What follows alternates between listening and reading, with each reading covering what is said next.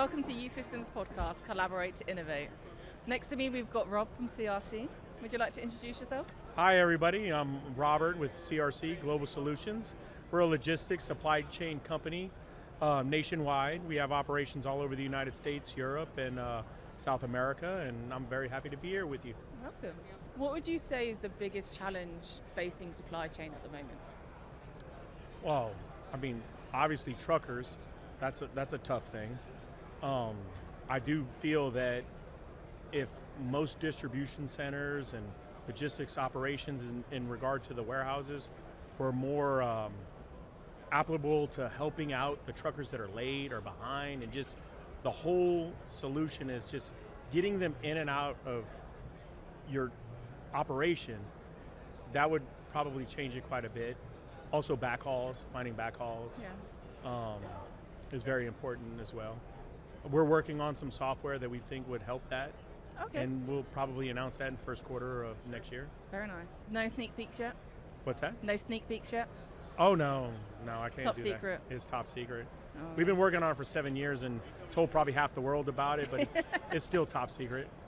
Very nice. Well, keeps us on edge at least. So there might be a nice little surprise. It's not a surprise to like half the people that I've been trying to sell it to, but now it's time to really come full circle. So putting the software to the side, when it comes to truckers, what is your experience in dealing with them best? Is it making sure that they're, fed and watered in a way, or is it to make sure that they're more communicated in terms of what you're doing? Well, so us as a business, and me and the owner, Ronnie, we've been working together since 2005. Let's help them. Like, be transparent. What do you need? You want a hot dog? You want a sandwich? Hey, you're late, but look, our dock is full. Can we pause you for a second? We'll give you lunch, we'll feed you, we'll do something, but we can't load you right now. Yeah. Or maybe your dispatcher, messed up your appointment, and it's a he say, she said situation. But let's come together, let's figure it out, and let's get them out. In and out as quick as possible. Everybody's looking to try to make money, everybody's trying to make a living, but you have to be supportive of getting people in and out. And then maybe, I don't know, this was probably 2004, 2015, green energy came in, being efficient, and well, truckers are waiting. If it's 20 degrees outside, it's freezing cold. Yeah. So guess what's on in their trucks? The heating. Heaters. 110 degrees outside, what's on in their trucks? Air conditioning. So it's like, let's just work with them. So in our operations, we actually have hot dog makers in the break room, we have popcorn, we have sodas for free, It's like, amazing. Our goal is we treat truck drivers like they're our customers. Yeah. Let's get them in, let's get them out. We understand, we don't want to go into your details of what happened. It happened, as Forrest Gump once said in his movie. let's just work together. So 100% is communication and what or you can being do. cooperative, Okay, more so, cooperative. like just helpful. I mean, you have clerks in the office and they've got their stuff and they're getting bombarded with all the phone calls. Like, we ship out 120 loads a day. So everybody's early, they're late, they have all these different intricacies, but at the end of the day, it's just, you gotta work together. So CRC's goal is supply chain and making sure it's efficient. What would you say its mission is? In regard to the world, Everything. regard to like supply chain, The world. that's a loaded question there, Kate. I'm glad you put me on the spot. But I would say our mission in terms of supply chain is to try to manufacture in the markets that products are going to, because we do have a manufacturing division. Try to be transparent and help everybody in the logistics division, whether it's our customers, it's our vendors, it's the truckers. Try to figure out a way to make it all sync together. And as far as like the world, give back. Amazing. Yeah, I mean, I love that. that's probably as simple as I could put it in 12 seconds. Is there any kind of major geopolitical influences that have as an effect to your day-to-day life? I wouldn't necessarily say that there is, because we adapt to what's going on in our community or in the globe and what our business is. So I would say no, but I would say that I think that now that we're more global and we're more influenced in shipping and like data centers that's coming out right now, is that we feel that it's probably very, very good for a lot of these companies to manufacture in the areas that they're going to sell to. 100%. Is keeping people in the area employed, both throughout production and then throughout the deployment of the data center, no matter where it Well, I'm is? glad you said that, because absolutely, I think it's better for the economy that people are there working and manufacturing and those type of things, to also be able to buy it. Yeah. You know, if it's a data center and Netflix is on it, well, now they're working and they can get into a subscription. And they can be proud of something they're part of. Well, thank you. That is very true too. So when it comes to managing logistics, obviously you're moving into the data center space with a lot of technical and hard deadlines with some very important people in the world. What's one lesson that you'd bring to that?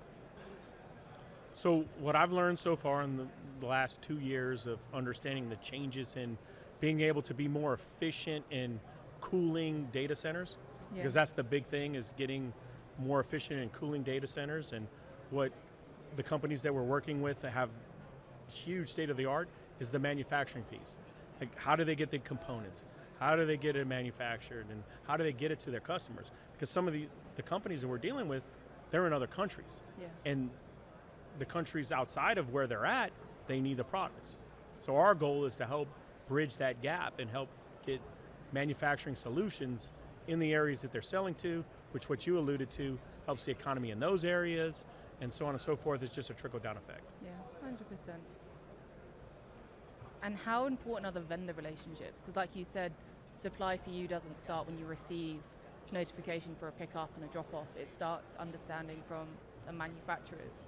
So when you're building a relationship like with U-Systems, what was your number one important thing to be part of that?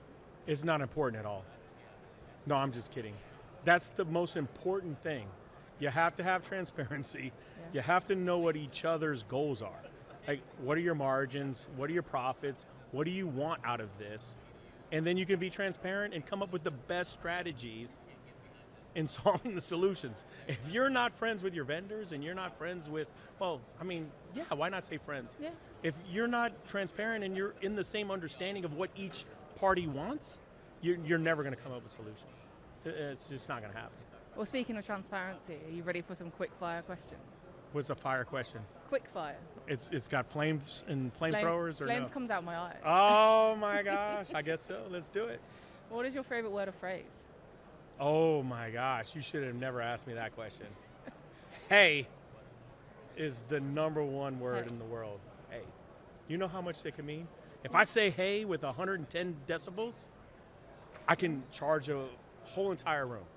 Or I just say hey, just in passing, you can be nice and calm. And it replaces a whole lot of profanity. That's true. Hey is perfect. H-E-Y. Yeah. Thank you. Perfect word. Okay. What are you most looking forward to? Forward to in Life, work, anything life? you want? I don't know. That's a tough one. I've never really actually thought about it. It's been too busy. Live life in the moment.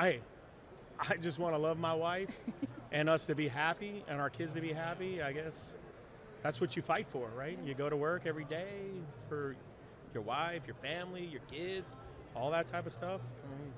Damn, that's probably the hardest question I've ever been hit with, to be honest with you. Oh, like and I got 5 cameras like looking me in the face. That's just rough. Kate, you're mean, but it's a good question though. Mean and fair, I'd say. No, I think that's a great question, because you should probably ask yourself, as a human, like, how do you see it? That's really good. Now, look, I'm Brian. Okay. So what do you wish you learnt sooner? What's that? What do you wish you learnt sooner? Ooh. What do I wish that I learned sooner? Man, that's a really good question too. How to have better manners. Okay. And how to better manage myself in open environments. Yeah. I like think that's, I don't know, that's the first thing I can come up with. And would you consider yourself tech savvy? Are you the man they call to fix the TV? So before I met a guy, his name is John Gilliott, I was the best. But then John Gilead, I wouldn't even let him touch a computer in my presence. And then then I realized, oh my gosh, this guy is the most tech savvy person I've ever met in my life, and I've never touched a computer in my life. No, I'm just kidding. I still press the A key, the B key, and the control key. and the print. But no, I think I'm pretty good. Yeah. But I will say my friend John Gilead is pretty awesome. Okay, I like that. So no, I'm not if I compare myself to him. But to everyone else. It's kind of what I'm saying, yeah. So you're second best? Maybe, well, unless there's somebody that's in his level, which I don't know. Yeah, I'm second best. Second best, I like that. I like that, Kate, thank you. I didn't pick up on it, I'm kind of slow a little bit. You know. And my final question is, if you had a genie, what 3 wishes would you make to make your life easier? 3 wishes? Jeez, that's some really good stuff right there. I don't know if I can really answer that. Right. That's just too much responsibility. Well, Like, I've watched those movies, and I mean, Yeah. not today, and I haven't thought about it since, what is that guy, Robin Williams came out with that movie, and he was Aladdin. brilliant. Aladdin, that one. Yeah. And I was like, man, that's just so much responsibility. I don't think I can have that much responsibility in my life. So you'd wish not to have the responsibility, give it to someone else? No, I think I would do good with it, Yeah. but I just don't know that I can do that in front of 3 cameras sitting here and just having that conversation. It's a tough one. All right, we'll save that for off camera then. No, maybe we can, bring it in later, but that's a tough one. It's a lot of responsibility. It is a lot. But I mean, number 1 would be peace. Yeah? Everybody can have their differences, but nobody can get hurt. That would be number 1. We have our differences, we're at peace, and nobody can hurt each other. Maybe that's number 1. After that, I don't know what else could be possible, you know. Well, at the minute, that's at the end of my question, so we can save wish 2 and 3 for our next podcast. Okay, I like it. Does that sound fair? That sounds fair. All right. Well, thank you very much. Appreciate it.